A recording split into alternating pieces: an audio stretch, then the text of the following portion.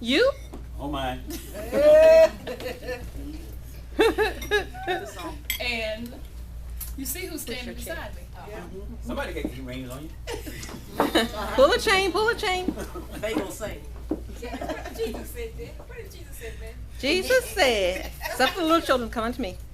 You know what? See, That's not what we're here for. We are here because this is our mother and father. Memories. Now, I didn't do that with you. All right. I was nice. You were? Be nice. I'm being nice. Okay, you have your list? I was just mean to Joyce, right? I was together. Yeah. Don't you remember she sent you that email? Okay. Y'all came out together. Janet, the two of us up here because we're the firstborn. And the only reason Janet was born first is because I pushed her out of my way. Okay? No, the doctor got me first. But I guided his hand. Okay. Okay. The 12 things that I received from my parents. And I don't have any particular order because I just wrote down some things. And then I was going to try to rank them in 1 to 12 or 12 to 1. And I couldn't get it ranked. So the first thing I put down was love. They love, Mom and Daddy love us unconditionally. Even when I mess up, even when we mess up, they love us in spite of. And they taught us how to be loving. The other thing I learned was patience. I'm the twin that I want to get it done. And I gotta go. Because I heard my daddy say, gotta go. And I remember when I was in Greensboro, and there was, I forgot what it was that I wanted, and I was talking to Mama about it. And I'm like, well, Mama, I did this, and it's not falling in place. And Mama said, Janice, this is what she said, very simple. Janice, you've got to crawl before you can walk. And I shut up. I shut up. Patience. From my parents, I learned the joy of laughter. Daddy always told me he was going to take me to Bear Grass. And in my mind, Bear Grass was a place that had tall grass and bears roaming through the grass. I didn't want to go to Bear Grass. He told us he was going to take us to Pactolas. I never thought those places, yeah, Daddy. And then Daddy took us to Bear Grass, North Carolina. And it was not a place with tall grass and bears running through it. And he took us to Pactolas. They taught us it's okay to fall down, but get back up. Don't lay there. From our parents, we had teaching and instruction. I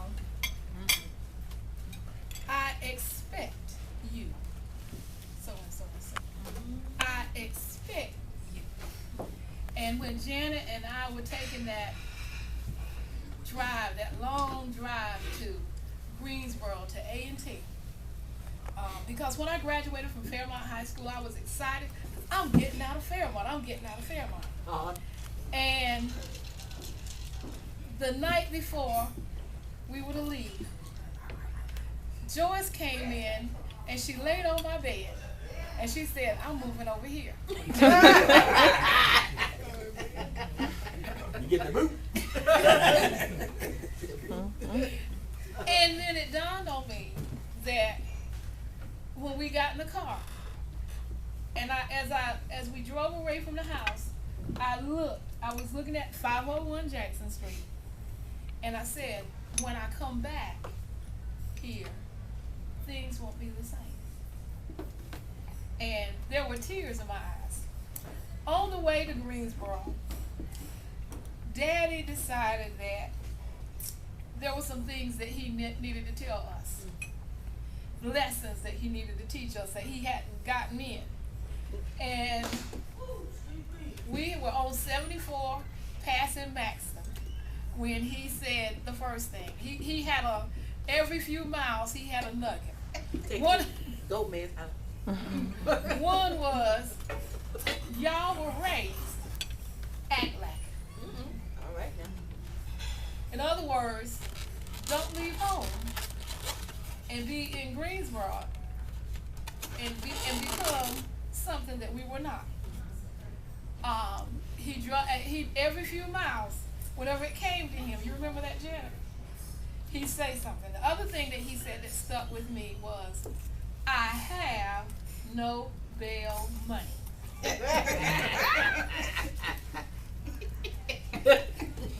So when we got to college and we had our friends and let's go do this and go do that, the thing that popped in my mind was, I have no bail money. That's okay, y'all go ahead. I'll catch up with you a little later. They taught us self-worth and self-esteem. Daddy said, praise what you got. And his famous words were, let's say it together, you ain't never seen an ugly ugly nickel. nickel. You ain't never seen an ugly nickel. Save your money. Don't spend all you make. My, sophomore year, I believe, I applied for this work study program, and I got a job working for the town of Fairmont. And it said that you were expected to save a certain percentage of your salary for your tuition and expenses in the next semester. Well, I'm sitting up here, I had all these plans made. Since I live at home, I was expected to save 80%.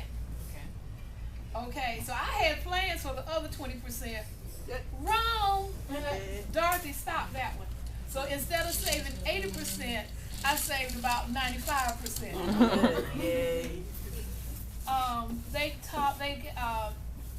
The other thing was faith and God. Love Him, put Him first. And without my faith and the prayers, because in January of 3 years ago, you know my story, faith and God, loving Him and putting Him first. Keep your word. Keep your word. If you don't mean it, don't say it. But keep your word.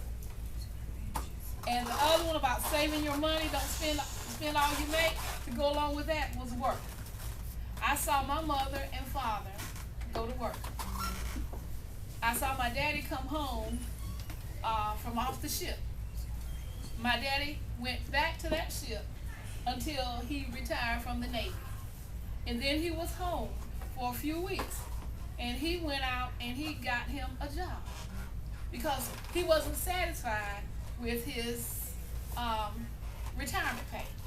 He went out and got a job. And the first day of work, my daddy went to work for Fairmont Knit Mills. He walked to work. I saw him walk to work. So work. Be steadfast, unmovable. And finally, be steadfast, unmovable. I saw the reality of that when I was in Pender County and I got a telephone call from Miss Bibby that said, Judy called, upset, and Joyce knows, she told me to call you. They're taking your mother to Duke. And I got off the phone and I walked out in the hall and I told my principal, I got to go. They're taking my mama to Duke. And one of the teacher assistants heard, and she grabbed me by the arm and said, before you go anywhere, she pulled me into a room and we prayed. And within 3 minutes, I was out the building, keys in my hand in the car. And Joyce and I hurriedly got ourselves together and we drove to Durham. And when we got up to the room, I remember just looking,